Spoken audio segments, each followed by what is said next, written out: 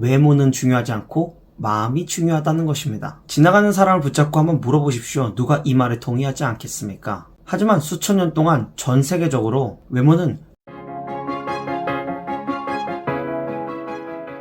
당신의 인생의 불안을 평안으로 김필습니다. 무일푼으로 시작해 부채 없이 1000억 원대의 자산가가 된 세이노. 그에 져서 세이노의 가르침 중에서 그가 목숨 걸고 지켰던 3가지 원칙에 대해서 말씀드리겠습니다. 첫 번째, 편협한 사람이 되지 마라. 세이노는 하기 싫은 일을 하지 않는 사람들을 편협한 사람이라고 이야기합니다. 사람은 누구나 하고 싶은 일을 하면서 돈을 벌고 싶어 합니다. 또 그러기 위해 인생의 상당히 긴 시간을 자신이 좋아하는 일을 찾기 위해서 투자합니다. 하지만 그것은 밥은 안 먹고 사탕만 찾는 아이와 같습니다. 좋아하는 것만 찾는 삶은 중요한 것과 필요한 것을 놓치는 삶인 것이죠. 아무리 바쁘게 살더라도 좋아하는 것만 하는 사람들은 노력하는 것이 아니라 취미생활을 더 많이 할 뿐입니다. 하기 싫은 것이라도 하는 사람이야말로 노력하는 사람이죠. 부자가 되려면 쉽고 편하게 돈 벌려는 심보부터 버려야 합니다. 왜냐하면 기회는 모두에게 제공되지만 그 보상은 노력 여하에 따라서 차등적으로 이루어지기 때문입니다. 더 나은 삶을 위해서는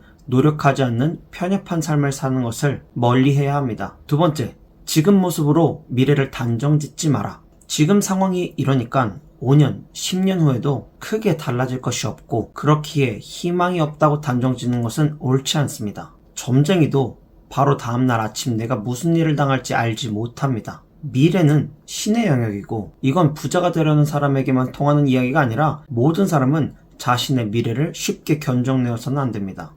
지금 버는 꼴을 보니 월급으로는 평생 서울에 집 한 채 못 사겠네 라고 단정 짓지 마십시오. 워렌 버핏도 처음부터 부자가 아니라 복리로 자산 증식을 이루어냈습니다. 부자들은 현재로 미래를 단정 짓지 않고 원하는 미래로 나를 맞춰가는 사람들입니다. 간절히 원하는 미래를 선명히 상상하고 구체적인 계획들로 미래와 현재의 간극을 좁혀나갈 때 또 그것을 포기하지 않고 지속해 나간다면 지금은 불가능해 보여도 원하는 목표를 반드시 이룰 수 있을 것입니다. 세 번째, 원인은 자신에게서 찾아라. 노숙자들에게 말을 걸어보신 분 있으신가요?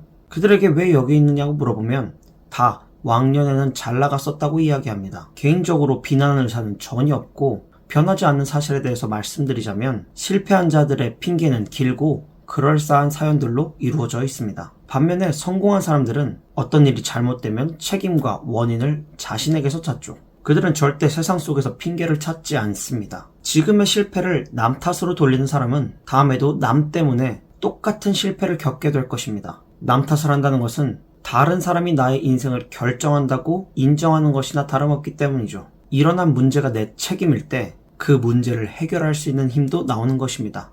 남에게 내 인생을 떠넘기지 마십시오.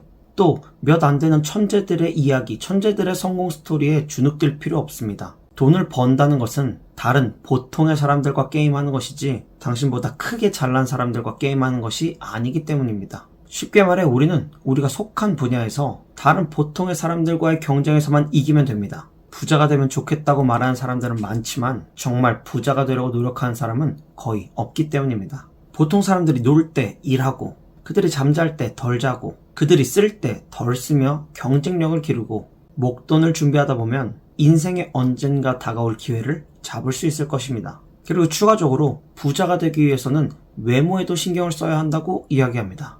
이것은 시대를 거슬러 올라가는 발언처럼 보이지만 어쩌면 인간에 대한 통찰이라고 생각합니다. 교통신호를 지켜야 한다는 말은 뻔하고 누구나 다 하는 말입니다. 하지만 실제 생활에선 별로 지켜지지 않는 것처럼 사람들이 이야기하는 도덕적인 주장과 그들의 실제 행동에는 이중성이 있습니다. 이 이중성 중에 대표적인 것은 외모는 중요하지 않고 마음이 중요하다는 것입니다. 지나가는 사람을 붙잡고 한번 물어보십시오. 누가 이 말에 동의하지 않겠습니까? 하지만 수천 년 동안 전 세계적으로 외모는 관리나 인재 등용의 핵심 기준이었습니다. 또 정신의학에서도 사람을 오히려 한 가지 기준으로만 판단하면 미숙하다고 이야기하죠.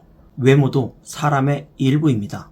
외모로 사람을 파악하는 게 미숙하고 본능적인 것은 알지만 세상은 그런 미숙한 사람들로 가득 차 있습니다. 바비 인형처럼 속이 텅 비어 있어도 예쁘면 뜨게 되고 가상의 인터넷 캐릭터 아바타를 치장하느라 정신없는 시대입니다. 미국 피츠버그 대학의 조사에 따르면 키가 188cm 이상인 사람이 183cm 미만인 사람보다 12.4%를 더 많이 번다고 밝혔고, 시카고 대학은 직급을 높게 소개할수록 키를 더 크게 인식한다는 연구 결과도 내놓은 적이 있습니다. 능력이 같아도 잘생긴 사람은 못생긴 사람보다 평균 10% 이상의 임금을 더 받고, 똑같은 죄인이라도 미녀는 그렇지 못한 사람보다 무죄를 받을 확률이 더 높았다는 결과가 있죠. 물론 외모가 당연히 전부가 아닙니다. 외모만 믿고 능력 개발을 등한시한다면 금방 사그라든 성공이 될 것입니다. 성공의 핵심이 실력이란 사실을 잊지 말되 외모를 가꿈으로써 남들보다 앞선 출발선에서 시작한다는 것은 성공을 위한 시간과 에너지를 아낄 수 있는 좋은 방법일 것입니다. 깜깜한 골목길이 무서운 것처럼 불안은 무지로부터 옵니다. 저는 여러분이 꼭 필요한 지식과 지혜를 얻어 인생의 평안을 누리시길 원해 오늘도 영상을 찍었습니다. 여기까지 들어주어 고맙습니다. 안녕.